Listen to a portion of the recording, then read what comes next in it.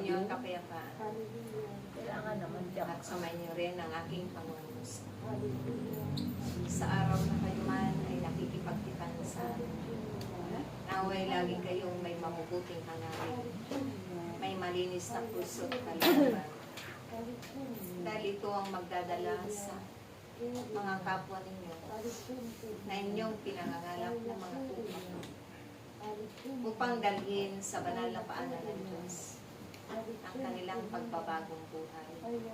Ito rin ang magdadala sa kanila sa tamang daan, tuwid na landas na kanila rin patutunguhan tulad ninyo.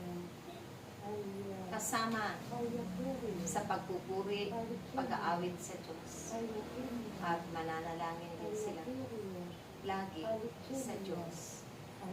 Hihingi rin ang awan mo bag upang makamtan din nila ang kaligtasan, ang pag-ibig ng Diyos at kapayapaan. At ganoon din ang kanilang pagkakaunawa sa kanyang mga salita na magbibigay buhay. Naway kayo lahat ay laging sama-samang nananalangin na may pagkakaisa lalong-lalo na para sa mga trahedya na paparating. At ito man ay sabay-sabay ninyong maitataboy sa pamamagitan ng wikang makalangit.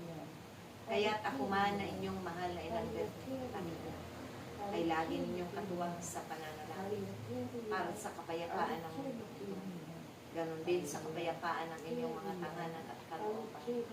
Wala ng mga pangamba tapo, kundi kayo'y laging nananalig at natitiwala, nananampalataya na may Diyos kayong kasama sa araw-araw ng inyong nangunguna sa pag-akbang ng inyong mga paa, sa bawat paghayo ninyo, at sa pamamagitan ng kapuspusan ng Banal na Espiritu Santo. Siya lagi ang maghahari at mangingibang ang pag-iibigan sa isang isa. Kaya aking mga anak, ang inyong mga pagpapagal ay hindi masasayang.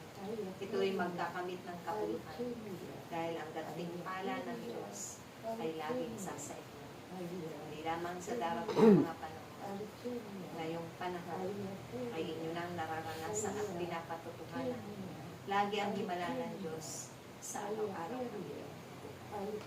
Sumayin niyo muli ang pananalangin ng may pagkakaisa at pag-ibig, pag-unawaan, pagpapatawaran, at paggagalaan, maging ang kababaan ng kalooban. Okay.